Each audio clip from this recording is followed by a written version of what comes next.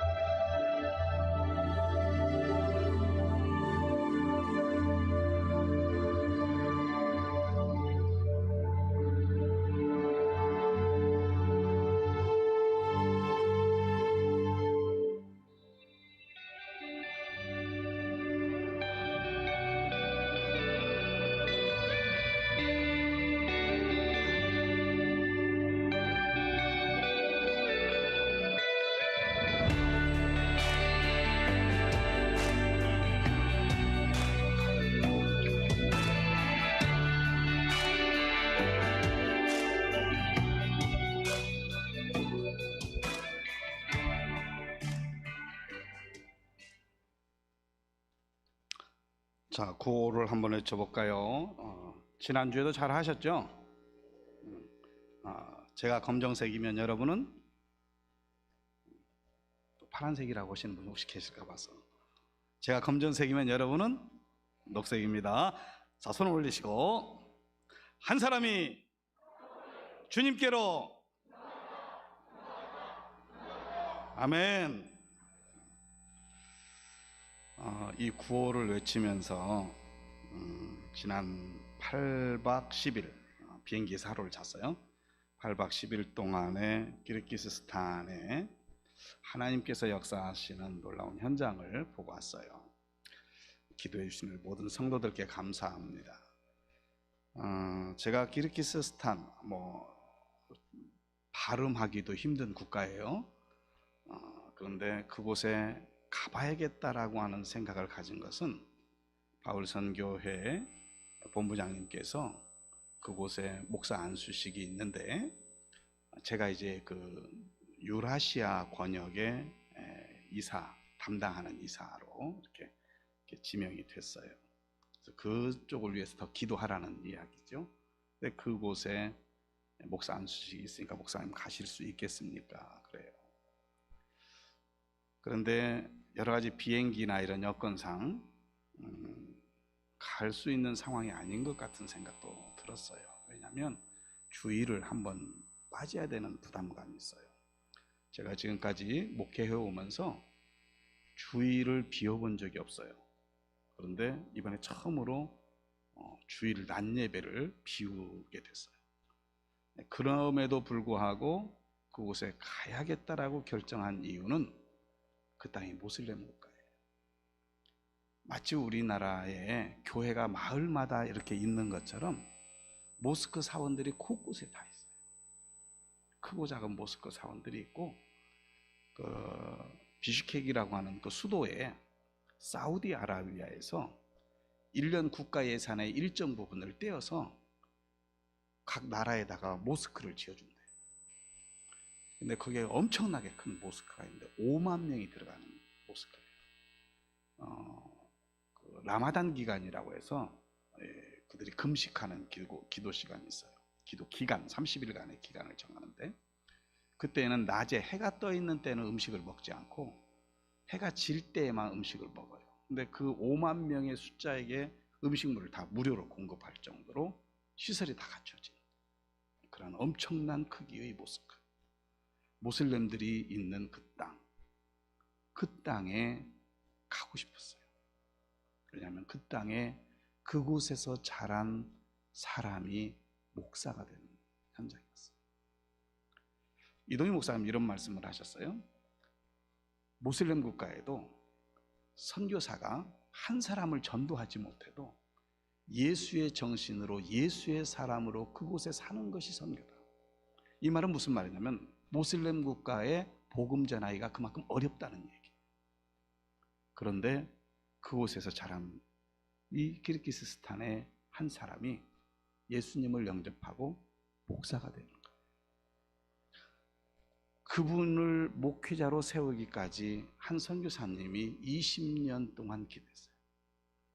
20년 사역을 하면서 한 사람을 계속 보아오면서 신학교까지 교육시키고 목사가 되게 하고, 그 현장에 가고 싶었어요. 그리고 그를 축복하고 싶었어요.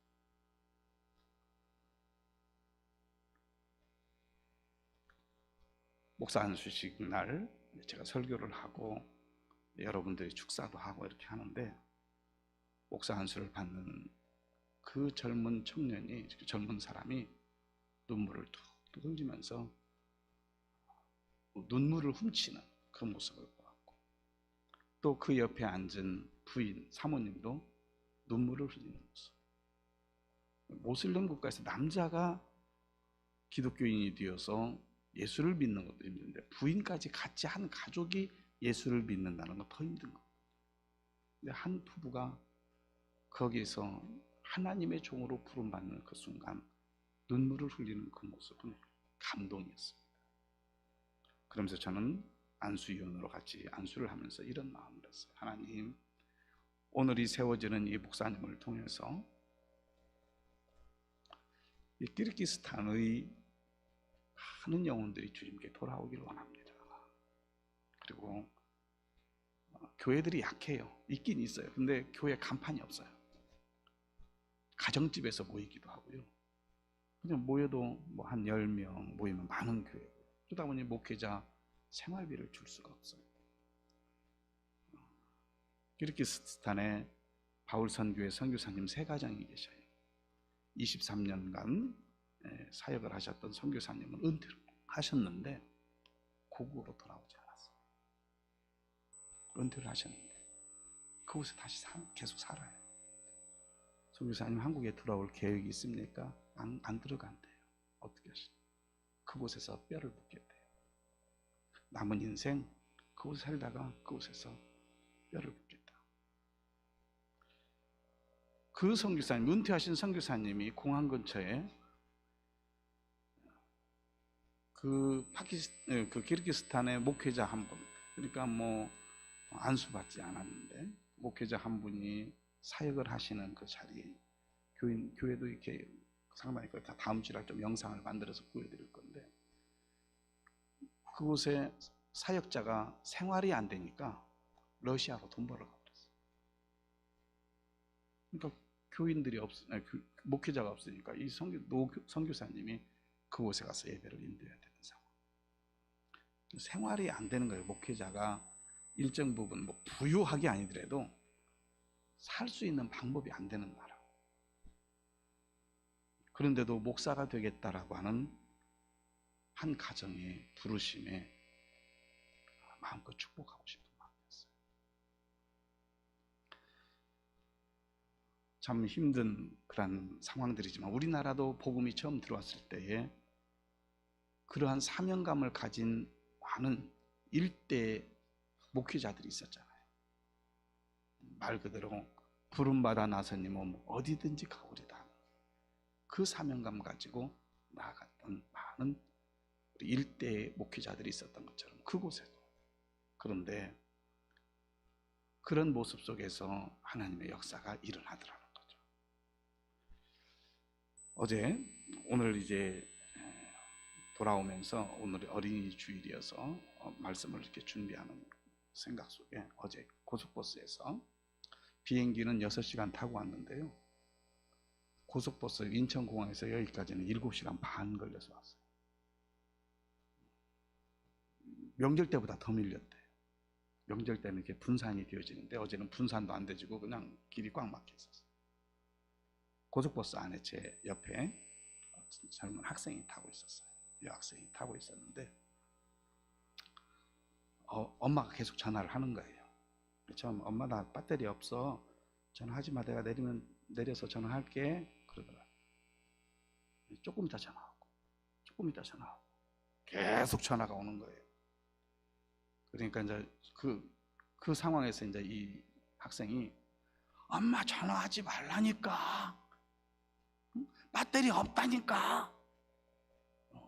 제가 잠을 자다가 벌쩍 깰 정도로 그냥 짜증을 확 냈어요. 짜증을 확 내는데 한참 있다가 그 얘기를 듣고 제 가지고 있는 이 자그마한 가방에서 충전기를 꺼내서 줬어요. 학생 이걸로 충전할래? 괜찮아요? 소리 지른 게 좀 미안했던 것 같아요. 괜찮아요? 괜히 손 내민 제가 미안하더라고요. 그래서 다시 집어넣었는데, 그리고 그 친구가 대야에서 내렸어요. 제가 이렇게 내리길래 이렇게 창밖을 쳐다봤어요. 엄마가 와 있었어요. 엄마가 와주면서 좋아하는 거예요. 아마 어디 해외에 있다가 오는 것 같아요. 공항에서부터 탔으니까 너무 좋아하는 거예요. 엄마는 아마도 이 딸이 뭐 한 3시간 반이면 정상적으로 와야 되는데 지금 훨씬 지나도 안 오니까 계속 전화하는 거예요. 여기 서산이야, 여기 어디야 계속 하는데, 근데 엄마의 마음도 그게 아닌가, 잘 오고 있는지 걱정이 되는 거죠. 그리고 만나니까 막 두 팔 벌려서 그냥 껴안고 난리예요. 슬기로운 부모의 자녀의 악명이 무엇일까? 어느 신문사에서 가출 청소년들에게 이렇게 설문지를 돌렸어요. 설문지를 돌리면서 이유가 뭐냐 그랬더니 48%가 부모와의 갈등이에요. 그리고 친구 따라서 강남 간다고 친구가 이렇게 마음 맞아가지고 가출하는 경우가 20%. 개인적으로 뭔가 이제 문제가 있었든지 아마 어떤 결단이 있었든지 개인적인 요인에 의해서 19%. 또 하나는 돈 벌어야 되겠다 해서 한 8%가 나갔고요. 나머지 5%는 기타. 우리가 언뜻 생각하면 우리 아이는 참 착한 아이인데 친구 잘못 사귀어서 그랬다 이런 말이에요. 그런데 그게 아니라 부모 잘못 만나서 그래요. 부모와의 갈등 때문에 48%가 집 나간다.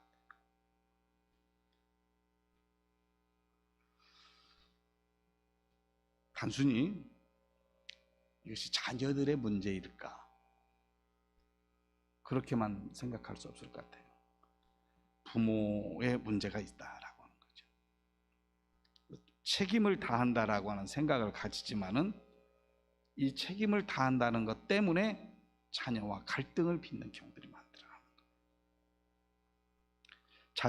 자녀는 하나님께서 주신 소중한 선물이라 성경은 그렇게 말하고 있어요. 그러다 보니 자녀를 양육하는데 잘해야 된다는 부모의 책임감이 있는데 이것이 대부분 어떤 문제로 드러나게 되냐면 본인이 못한 것을 자녀를 통해서 표출되게 하려고 하는 마음이 크다는 거예요. 내가 이렇게 하고 싶었는데 안 된 부분을 자녀를 통해서 이루기로 하고, 또 우리 사회에서 좋은 직장 얻어야 되고, 그래서 아무 염려 없이 살아야 되고, 행복하게 가정 이루어서 살고, 대부분의 부모님들의 생각이 거기까지예요. 거기까지. 네, 여러분, 거기까지 살다가 그 다음에 죽으면 지옥 가죠. 우리는 알아요. 인식적으로 예수를 안 믿으면 지옥 간다는 것을 알아요. 그런데 내 자녀가 지옥 가는 것은 별로 관심이 없는 것 같아요.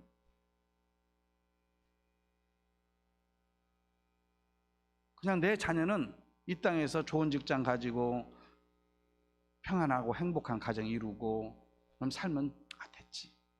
이 정도의 마음인 것 같아요. 애절함이 없는 것 같아요.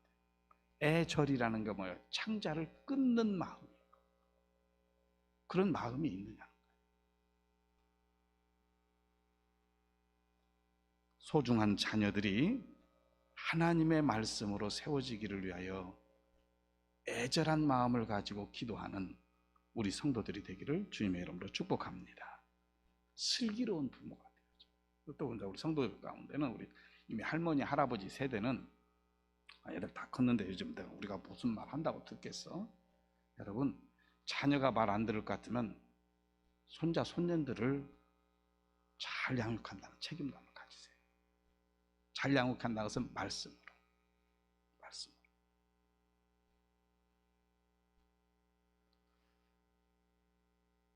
우리 교회에, 우리 유치부에, 지금 1학년인가요? 유치부인가? 아이가 교회 가고 싶다고 해서 엄마가 아빠가 데려다 준 아이가 하나 있어요.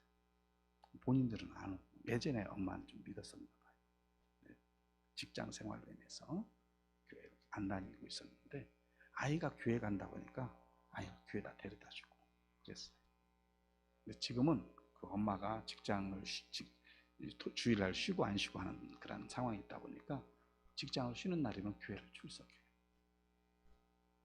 아이가 엄마를 전도한 경우, 아니면 엄마의 신앙을 회복시킨 경우.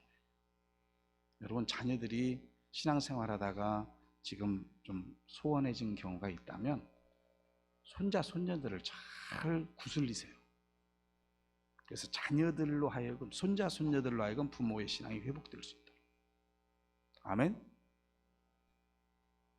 이런 마음이 있어요. 때가 되면 다 하겠지. 물론 때가 되면 다 하지만 중요한 것은요, 우리가 슬기롭게 해야 돼요. 지혜스럽게. 그래서 먼저 우리가 오늘 본문을 보면서 슬기로운 부모는 어떤 부모냐면 하나님을 경외하는 것이 행복이라는 것을 가르쳐줘요. 행복이 뭐냐? 이 세상의 삶도 물질적으로 부족함 없이 잘 살면 행복? 맞는 것 같으나 아니에요. 많은 부모들은 자녀들이 성공하는 사람이 되기를 원해요. 그래서 성공하면 행복하다라고 생각하지만 성공하고 돈 잘 벌고 하는 사람의 가정이 깨지는 이유는 뭘까요? 행복하지 않는 거예요. 어려서부터 다른 아이들에게 뒤처지지 않기를 위해서 학원도 보내고 뭐 여러 가지 일들을 다 이것저것 시켜보잖아요. 그런데요, 이런 성공, 눈에 보이는 성공도 물론 필요하겠지만은 더 중요한 것은 자녀가 바른 가치관을 가지고 사는 거예요. 바른 가치관이라는 것은 하나님 나라의 가치관을 가지는 거예요. 그것이 행복한 삶이에요. 사람이 성공의 목표를 두고 더 많은 물질을 소유하는 데 목표를 두고 살다 보면은 삭막해져요. 자기밖에 모르는 이기적인 사람이 되어져요. 그래서 요즘 한 자녀를 낳다 보니까 각 집의 자녀들을 중심으로 세상이 돌아가기를 원해요. 자기가 중심이야다. 더불어 함께 사는 것에 대해서 배우지를 못해요. 옛날에는 12명의 자녀, 6명의 자녀가 살면 이 가족 안에 형제 자매들 가운데서도 어떻게 더불어 살아가는 것을 배워요. 서열도 배우고요. 다 배우면서 살아요. 근데 지금은 그게 없어요. 다 자기가 왕이에요. 과연 행복할까? 의구심이 들어요. 행복한 삶이 될까? 의구심이 들어요. 그 말은 행복한 삶이 아닌 것은 불행한 삶이 되어질 수 있다는 얘기예요.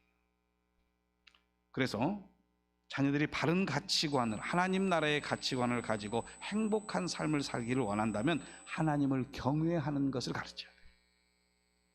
오늘 신약의 본문 4절에 가서 보면 또 아비들아 너희 자녀를 노엽게 하지 말고 오직 주의 교훈과 훈계로 뭐라고 그랬어요? 양육하라. 다 같이 따라합시다. 양육하라. 양육하라. 주의 교훈과 훈계로 양육하라 그랬어요. 어려서부터 주의 말씀으로 하나님을 경외하는 것을 가르치면 하나님을 사랑하고 이웃을 사랑하는 것을 저절로 배웁니다. 주님의 은혜에 감사할 줄 알고 맡겨진 일을 감당해 가면서 거기에서 작은 보람과 긍지를 느끼면서 살아가죠. 거기에 행복이 있어요. 여러분, 부유하게 살기를 위해서 자녀들을 위해서 기도하지 마세요. 행복한 삶을 살기를 위해서 기도하세요. 행복한 삶. 내가 물질적으로 조금 부족해도요, 한 가정 안에서 행복이 있으면요, 견뎌내요. 이겨갈 수 있어요. 서로 힘을 북돋아줘요. 근데 그 행복함이 없으면요, 서로 아웅다웅해요. 세상에서 낭패를 당해도 두려워하거나 실망에 빠지지 않을 수 있는 것은 행복하면 돼요. 예수님 안에서.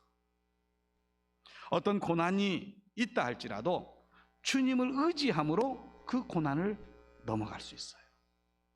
어떤 상황, 어려운 상황을 만난다 할지라도 하나님의 자녀임을 알고 그 상황을 대항해서 싸워 이겨갈 수 있어요. 어느 초등학교에서 있었던 일이에요. 예전에 초등학교 선생님이 뿌리라고 하는, 우리 가족의 뿌리 뭐 이런 것으로 이제 서로 이제 한번 토론 이야기를 해보자 해서 각 집에 가가지고 자기 조상들이 어떤 사람이었는가 한번 알아와라 그랬어요. 그래서 한 날 한 사람씩, 한 아이씩 나와서 발표하도록 했어요. 한 아이가 우리 조상 가운데는 옛날에 조선시대에 예조 판서를 했대요.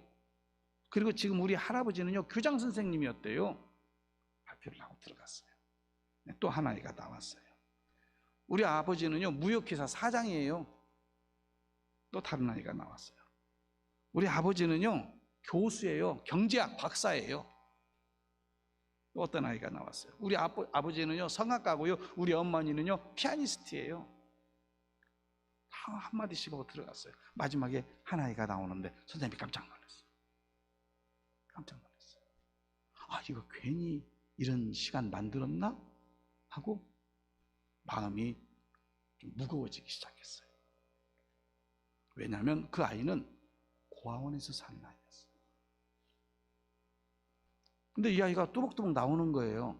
나와서 앞에 딱 교탁에 서가지고 이야기하는 거예요. 우리 아버지는요, 하나님이에요. 그리고 우리 아버지한테는요, 아들과 딸이 너무 많아요. 나도 아주 많은 형들과 동생들이 있어요. 이 세상 모든 것은요, 우리 아버지 것이에요. 그리고 우리 아버지는 무엇보다도 사랑이 너무 많은 분이에요. 들어갔어요. 선생님이 믿는 분이었나 봐요. 그 말을 듣고 선생님 눈에 눈물이 쫙 맺히기 시작했어요. 저 어린아이의 마음속에 하나님을 아버지로 모시고 사는 그 삶, 행복할까요? 불행할까요? 육신의 아버지가 없으니까 불행할까? 물론 때로는 아버지가 있었으면, 어머니가 있었으면 마음도 있겠지만 그 아이의 마음속에는 이미 하나님이 아버지가 되셔서 그 아이를 이끌어 가시는 모습을 들은 거잖아요, 선생님이. 눈물이 맺혔다라고 하는 것이죠. 여러분, 자녀들이, 손자, 손녀들이 하나님을 경외하는 자로 살 때에 행복한 것임을 깨우쳐 주시는 우리 성도들이 되기를 주님의 이름으로 축복합니다. 두 번째로는 분별력을 가지고 하나님의 말씀에 순종하는 자녀가 되기를 위해서 우리가 힘써야 돼요. 오늘 본문, 구약의 본문 15절에 있는 말씀을 통해서 보면 책직과 꾸지람이 지혜를 주거늘 임으로 행하게 버려둔 자식은 어미를 욕되게 하느니라. 임으로 행하게 버려둔 자식이라는 것은 방치하는 자식이에요. 책직과 꾸지람인 것은 방치하지 않는 거예요. 징계하는 거예요. 징계함으로 지혜를 주고 방치함으로 어미를 욕되게 한다. 이렇게 얘기를 하고 있어요. 결코 책직과 꾸지람이 나쁜 건 아니라는 걸 얘기하고 있어요. 고린도전서 4장 21절에 너희가 무엇을 원하느냐? 내가 매를 가지고 너희에게 나아가리야 사랑과 온유한 마음으로 나아가리야. 고린도 교회 성도들에게 내가 너희들의 행하고 있는 행실을 보니 내가 매를 가지고 징계를 할 거냐, 사랑과 온유한 마음으로 가야 될 거냐, 지금 이거 선택해야 되지 않을까, 이렇게 얘기하고 있는 거죠. 이스라엘의 역사를 보면 세계 유례 없는 징계와 고난의 삶이 연속된 역사였어요. 하나님께서 택한 선민이 왜 고난을 받아야 할까요? 왜 징계를 받아야 될까요? 그들이 죄악 가운데 잘못 갈 때에 그 죄악의 결과가 어떠한 것인가를 하나님이 너무 알잖아요. 그렇기 때문에 징계를 해서 그 자리에 머무르지 않고 돌이키도록 하기를 위하여서 징계를 하고 책직을 대는 거예요. 근데 그들이 이러한 하나님의 징계를 깨닫고 그들이 회개할 때에는 하나님이 그들에게 새로운 길을 내셔서 그 길로 평안히 가게 하시더라고요. 오늘 구약의 본문 17절에 가서 보면 내 자식을 징계하라. 그리하면 그가 너를 평안하게 하겠고 또 내 마음에 기쁨을 주리라고 말씀하고 있어요. 자식이 잘못하는데도 임으로 내버려 두면은 지 마음대로 행한다 그 말이에요. 곧 그것은 자식을 파멸로 가게 하는 거라 그 말이에요. 버려둔다는 거, 무관심의 차원을 넘어서 포기하는 거예요. 제멋대로 된다는 얘기예요. 부모의 보호권 밖으로 밀려난다는 얘기예요. 로마서에 있는 말씀을 보면 하나님께서도 택한 자들이 아닐진데 그들이 어떠한 악과 죄를 저지른다 해도 그들은 버려둔다 그랬어요. 이것이 얼마나 불행한 삶이냐라고 하는 거예요. 그런데 하나님께서는 택한 자들이 작은 잘못을 했을 때에 깨닫게 하셔서 그 회초리를 댈 수도 있고, 방법은 다양하겠죠. 깨닫게 하셔서 회개하기를 원하시는 거죠. 미워서가 아니라 사랑하기 때문에. 미국의 유명한 작가인 월터 반게린이라고 하는 사람의 아들이 있었어요. 매튜, 초등학교 2학년. 모든 일에 만사가 참 모범적인 아이예요. 그런데 어느 날 이제 도서관에 가가지고 우리 같이 대출을 하는 것이 아니라 도서관 마음대로 이렇게 책을 빼서 볼 수 있는 그 도서관에 가서 만화책을 자꾸 훔쳐오는 거예요. 만화책. 그래서 아버지가 그 만화책 훔치는 거 그거 하나님 보실 때 안 되는 거야. 갖다 줘라. 갖다 줬어요. 근데 자꾸 그 도벽, 만화책을 훔쳐오는 것을 그치지 않고 있는 거예요. 그래서 하루는 아버지가 매튜야, 이제까지 아버지가 너에게 매를 한번 댄 적도 없다. 왜냐하면 아빠가 매를 들지 않아도 네가 모든 일에 지혜롭게 잘 아빠 말을 순종하면서 잘 해왔기 때문에 그렇단다. 그러나 이번은 어쩔 수 없어. 아빠가 매 좀 대야 되겠어. 종아리가 피가 맺히도록 매를 맞았어요. 그리고 나서 이 매튜가 더 이상 만화책을 안 갖고 오는 거예요. 하루는 엄마가 물어봤어요. 매튜야, 전에 아빠가 너 매 때릴 때 많이 아팠지?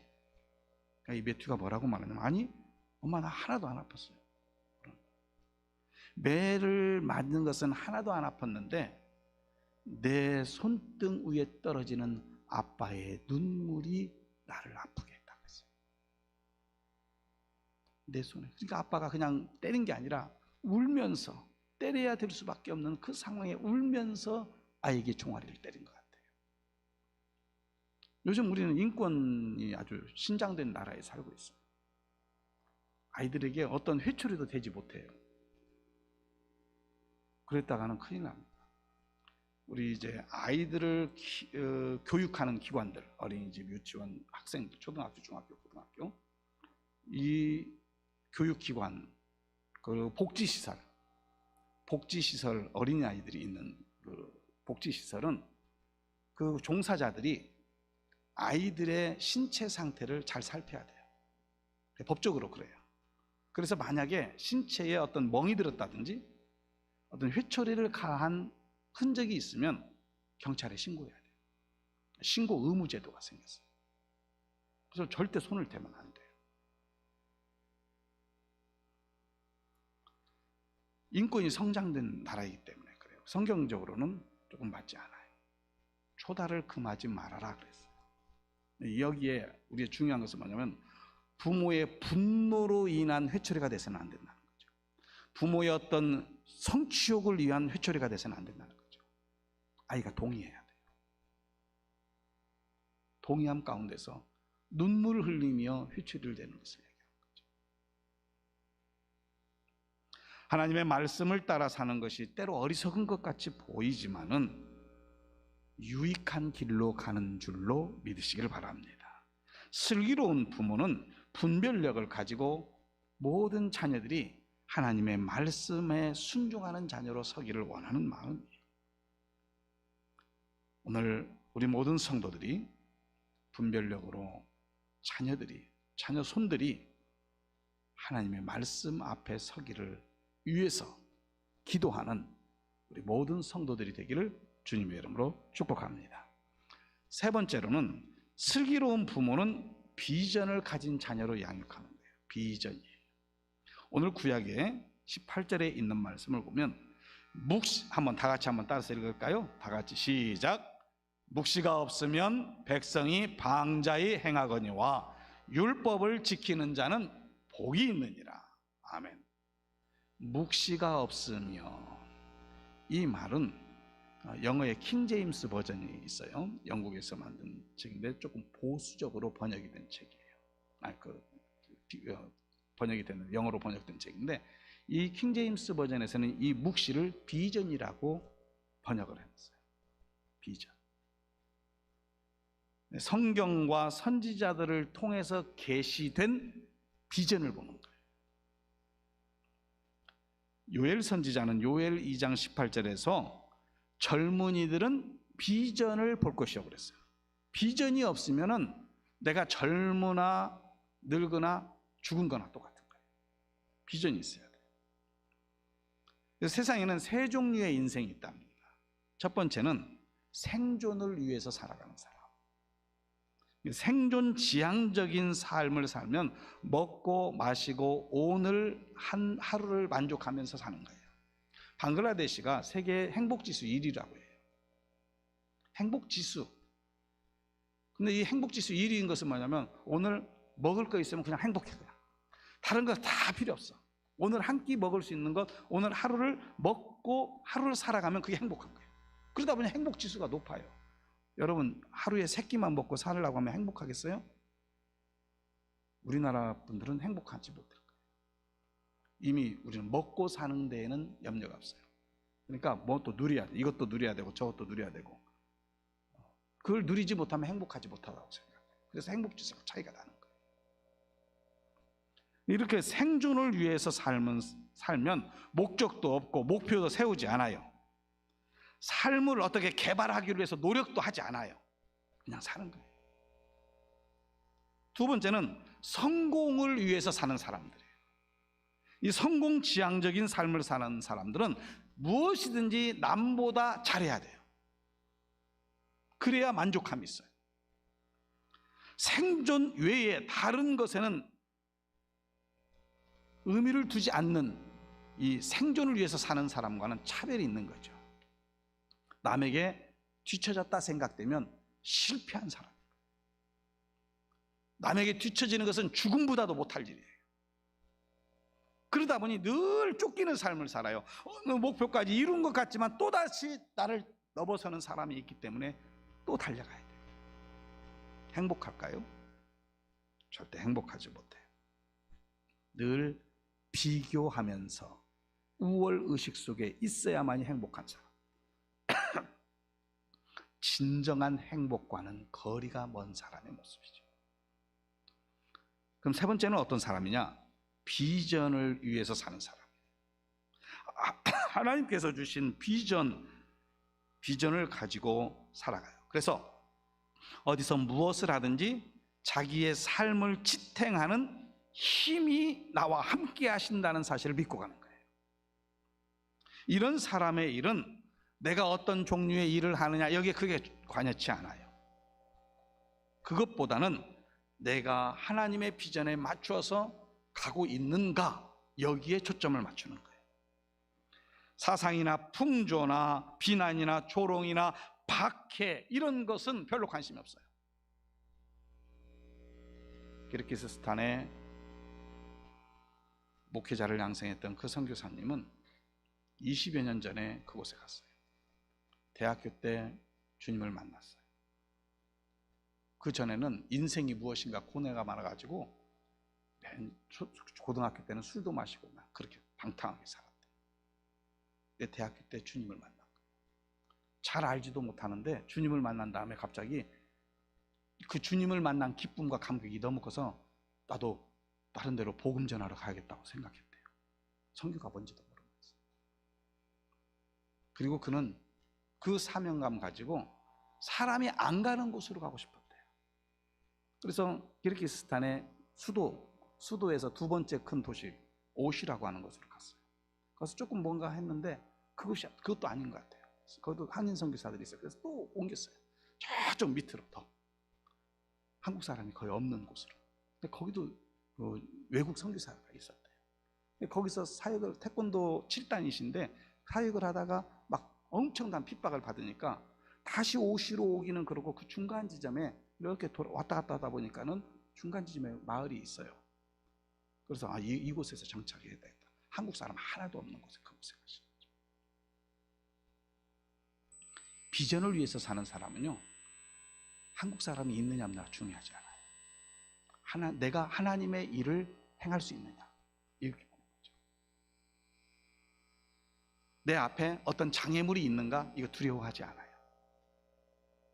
내 앞에 그 장애물로 인해서 어떤 고난이 올 것인가 두려워하지 않아요. 왜요? 하나님의 비전이 있기 때문에 하나님께서 그 비전을 위해서 모든 길을 여신다는 확신을 가지고 있기 때문에. 여러분, 우리가 비전을 가진다면 그러한 삶을 살아야 돼요. 오늘 우리가 해피데이 전도 축제를 하는데 비전이 없어요. 왜? 재작년에도 했는데 뭐. 그때 등록하신 분들이 계시잖아요. 그 꿈을 좀 가졌으면 좋겠어요. 비전을 가지고. 제가 어제 토요일 날 귀국해서 우리 교회 1층에 현관에 붙어 있는 명단을 쫙 봤어요. 비어 있는 데도 있고 별로 관심이 없구나. 첫 느낌은 그거였어요. 목사가 아무리 외쳐도 울림이 없으면요, 마음이 아파요. 하는 사람이 하지 뭐. 나는 이미 오래전부터 예수 믿어서 내 주변엔 다 예수 믿는 사람이야. 이런 생각. 찾지를 않아요. 왜 그럴까요? 비전이 없기 때문에. 우리 교회가 성도들이 비전이 없으면요, 주님 오실 때까지 우리 교회가 세워지지 못할 수도 있어요. 그 말은 문 닫을 수 있다는 얘기예요. 저는 영국에서 교회 문 닫는 것을 많이 봤어요. 우리 교회보다 훨씬 큰 교회도 문 닫는 교회들 많이 봤어요. 문 닫으니까 영국 교회는 이 창문에 스테인드 글라스로 쫙 멋지게 다 장식이 되어 있어요. 강대상도 그대로 있는데 여기서는 술판 버리고 있어요. 그대로 다 놓고 여기 테이블 갖다 놓고 여기 바텐더가 술 팔고 있어요. 교회 안에서.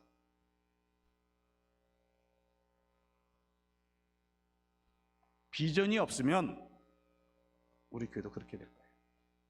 왜요? 우리 교회가 유럽의 그 기독교 신앙이 그대로 지금 흘러가고 있거든요. 근데 그 영국에도요, 비전이 있는 교회는요, 부흥하고 있어요. 우리 지금 이 시대의 저와 여러분이 어떠한 마음의 자세를 가지고 믿음을 지켜가느냐가 매우 중요합니다.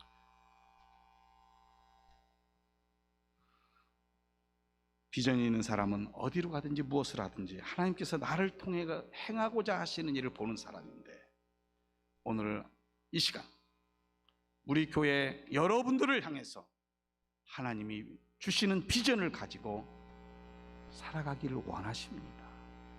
그 비전이 하나님의 비전이 여러분의 비전이 되기를 주님의 이름으로 축복합니다.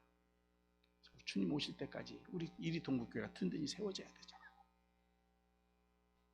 우리는 그런 말을 해요. 젊은이가 없네, 뭐가 어쩌네 저쩌네. 핑계예요. 내가 안 했기 때문에 없는 거예요. 그동안에. 그러지 않나요? 내가 안 했기 때문에. 누가가 아니에요. 내가 해요. 오늘 어린이 주일이지만은 다시 한번 슬기로운 부모가 자녀를 양육해가는 것처럼 우리 영적인 부모된 우리들이 아직 신앙의 연약함 속에 예수님을 모르는 사람들을 향해서도 다시 한번 그들이 말씀 안에서 커나가기를 위한 비전을 가지고 감당해야 될 책임이 우리 가운데 있다는 사실이죠.